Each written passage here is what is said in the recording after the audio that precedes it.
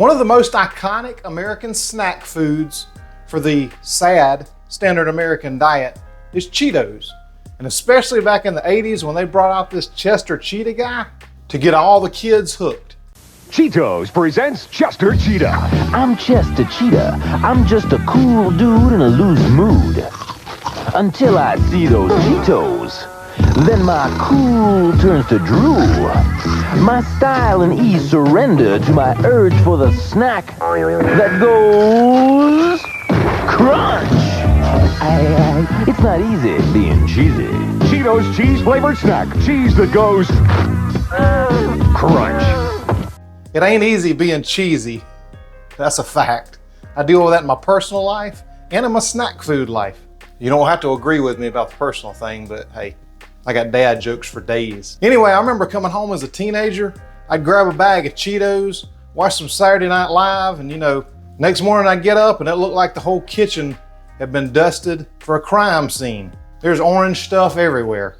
Stuff got all over your hands. Anyway, a great snack, but I'm not willing to sacrifice my health to have it.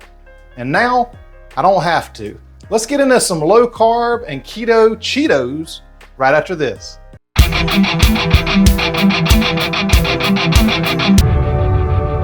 No orange hands for this recipe. Well, maybe a little, but it's from real cheese, not from a bunch of junk. This is a snack you can feel good about.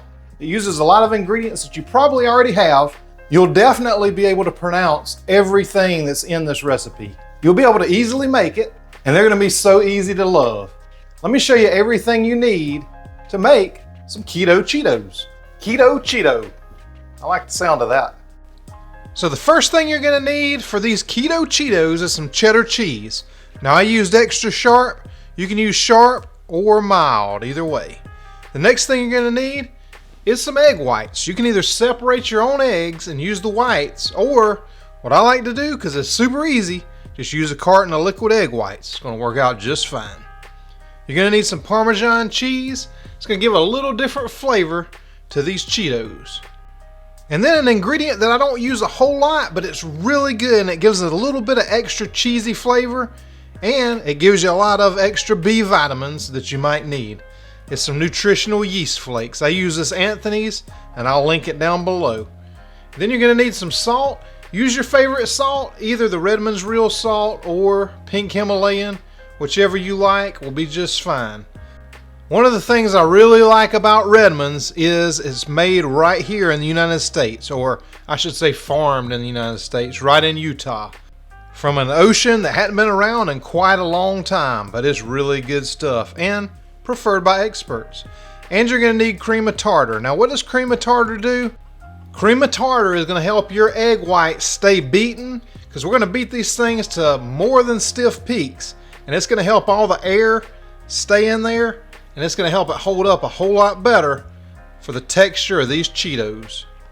So the first thing we're gonna do is get that cheese ready to grate up. So I'm just gonna take a block of cheese. Now this recipe is gonna be for half a block. So I'm just gonna unwrap this bad boy. I'm gonna take my favorite knife. I'm gonna chop it just right in half. If it's just a little bit more, a little bit less, that's fine. You don't have to be super exact, but just about half. Then I'm gonna take my box grater and I'm gonna grate up that entire half block of cheese. Oh man, I love some cheese. And when I get all that beautiful cheddar cheese shredded, what I like to do is go ahead and take a bag and put all that beautiful cheese in there. And I'm gonna put it in the freezer to go ahead and start the freezing process, because one of the steps to this is freezing that cheese, because what we're gonna do is make a powder out of it. And there's really no way to do that other than freezing it. And one other little technique that we're going to use to make sure we get a nice consistency to mix in with our egg whites a little bit later. And now that I got it all bagged up, I'm just going to throw it in the freezer while I get the other ingredients ready. Now there's a couple different ways that you can do this Parmesan cheese, and this is a spoiler alert. I made two different versions of this. One of them I'm going to come out with today, and another one I'll show you in a later video. But the first way you can do it is just grate a couple tablespoons right on a cutting board. The other way you can do it is just go ahead and take that cheese out of the freezer and put it on a plate, because that's how we're going to actually freeze it for use later. But once you get that all together, just go ahead and take that block of Parmesan out and grate it right onto the plate. And now that we've got both of those cheeses together, we got our cheddar and our Parmesan on a plate. I'm going to take this nutritional yeast. I'm going to take 2 tablespoons in all, but what I'm going to do first is just sprinkle 1 tablespoon of this nutritional yeast all over this cheese. Then I'm going to mix it up really, really good. And then once that's really, really well combined, I'm going to go ahead and sprinkle on the other tablespoon right on top, and I'm going to mix that together as well. And then once that's really well combined, it's going to spend the night in the freezer. But unlike Motel 6, we ain't going to leave the light on for you. We'll see you tomorrow. Now, if you like standard American diet snack foods, but you don't want to sacrifice your health to eat them, and you're not subscribed to my channel, what are you waiting for? Hit the little subscribe button right down there. There's a bell next to it, and anytime I upload a new video, you're going to know about it.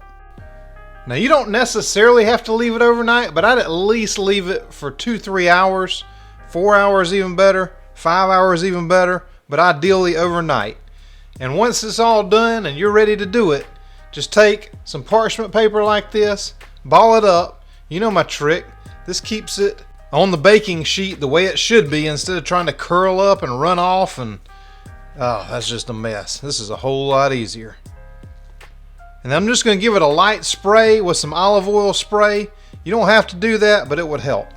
And while you're getting it ready, we'll go ahead and preheat the oven to 300 degrees. This recipe is going to be a low and slow. Now it's time to get the egg whites ready. Now, you could use a hand mixer if you wanted to. I would really recommend a stand mixer. And we're going to go ahead and put in our ½ cup of egg whites, which equals 4 egg whites.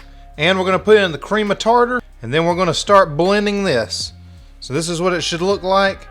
It really helps to have a stand mixer, I'm just telling you. You can hand mix it, but if you got one of these, just go ahead and use it. Start this thing low. You don't want to go flinging these egg whites all over the place and redecorate your kitchen, so start it slow, then gradually increase the speed, and we're going to whip this thing up to more than stiff peaks. You want extra stiff peaks. It really, really needs to be extra stiff to make this recipe come out the way that it's going to come out.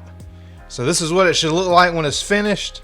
Oh man, that is good stuff. We're going to keep on going now.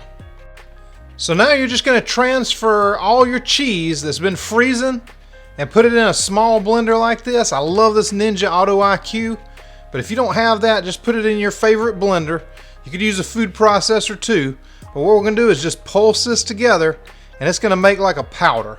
Now I use it on the smoothie attachment on this because it'll work really well, but if you don't have something like that, just pulse it until you get a powder out of this. And once you get a powdery consistency, and you'll know when it is, just pulse it. It's the easiest way to do it. But you just dump that right on top of those egg whites that we've already got to more than stiff peaks. And then it's real important that you just kind of fold these things in real lightly. You don't want to overwork them.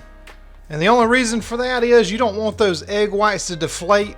Now that cream of tartar's in there, but the more air and the fluffier you can keep those egg whites, the better it's going to turn out. Now that you got it folded together and combined, just take a quart freezer bag, put it inside of a container or a glass, and just put all that delicious Cheeto goodness right inside there. We're going to use this bag to pipe this out onto the parchment paper lined baking sheet that we prepared earlier. And spoiler alert, these are the red hot Cheetos. I'll show you what the other ones look like in just a minute, but this footage was a little better, so this is the one I decided to use just to show you. So you just want to pipe it out right onto the baking sheet like that. And just kind of make little designs. You can do them all straight if you want to, but if you do little designs, it's going to be more Cheeto-like once it goes in the oven. And once you're done piping them all out, this is what it should look like. if you know the secret to my red hot Cheetos recipe, which you don't. If you made the ones I just showed you, this is what they should look like.